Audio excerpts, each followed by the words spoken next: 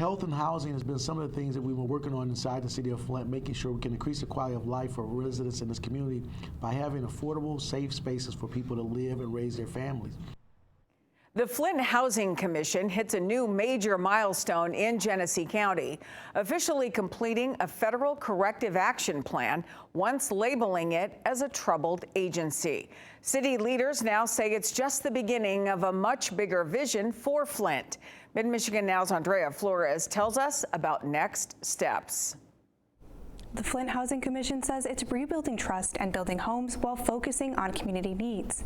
Totally believe in affordable housing, totally believe in the needs of housing.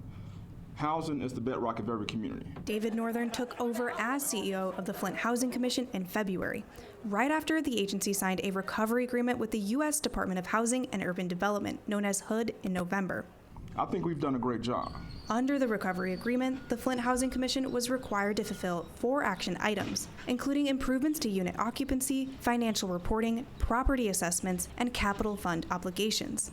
The team's been able to get together and provide the necessary documents for HUD to say at this point now that we're no longer at that stage of troubled housing authority. That progress means HUD has officially closed the correction action plan. The focus now is on increasing housing supply and giving residents a voice.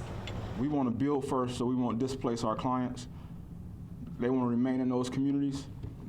And we want to look at the inventory that's needed and make educated and intentional decisions. One major project already underway is the transformation of the former Atherton East site into Clark Commons, part of a broader Choice Neighborhood initiative. The commission is also planning redevelopment in North Flint. HUD provides what we call tenant protection vouchers, meaning that when we decide to relocate tenants, they help fund that process. With nearly 4,000 people in Flint served by its public housing and voucher programs, the Flint Housing Commission is developing a long-term plan focused on affordability, accessibility, and sustainability. Our next focus is to help develop a development plan so we can be intentional in terms of building affordable housing. The Housing Commission is also required to meet with residents during redevelopment planning, something Northern says they're committed to doing with or without a mandate. In the studio, Andrea Flores, Mid-Michigan Now.